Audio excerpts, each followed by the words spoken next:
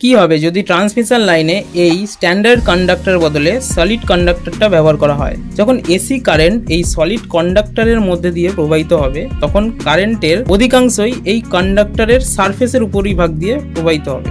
এই এফেক্টটাকে skin effect বলে। এটার কারণে AC current changing magnetic field তৈরি করে, আর ফ্যারাডে ল অনুযায়ী এই কন্ডাক্টরের ভিতরে ইএমএফ তৈরি হয়, আর যেটা লেন্স লয়ের অনুযায়ী এই চেঞ্জিং ইএমএফটাকে বিপরীত দিকে ধাক্কা দেয়। এর সাথেই ইডি কারেন্টও তৈরি হয়, আর এই সব মিলে কারেন্টটাকে কন্ডাক্টরের উপরিভাগ দিয়ে প্রবাহিত হতে বাধ্য করে, এবং যত ফ্রিকোয়েন্সি বাড়ে তত কারেন্টটা কন্ডাক্টরের উপরিভাগ দিয়ে প্রবাহিত হয় এবং রেজিস্ট্যান্সটাও বাড়ে, যার ফলে পাওয়ার লসটাও বাড়ে। এই জন্যই স্ট্যান্ডার্ড কন্ডাক্টর ইউজ করা হয়, যাতে অনেকগুলো ছোট ছোট কন্ডাক্টরের উপর দিয়ে কারেন্টটা প্রবাহিত হয়, ফলে পাওয়ার ডিস্ট্রিবিউশনটা ভালো হয় এবং পাওয়ার লসটাও কম হয় এবং স্কিন এফেক্টার ইম্প্যাক্ট কম হয়, এবং এই কন্ডাক্টর ফ্লেক্সিবলও হয়, ফলে বায়ুর চাপ এবং ভাইব্রেশনটাও সহ্য করতে পারে।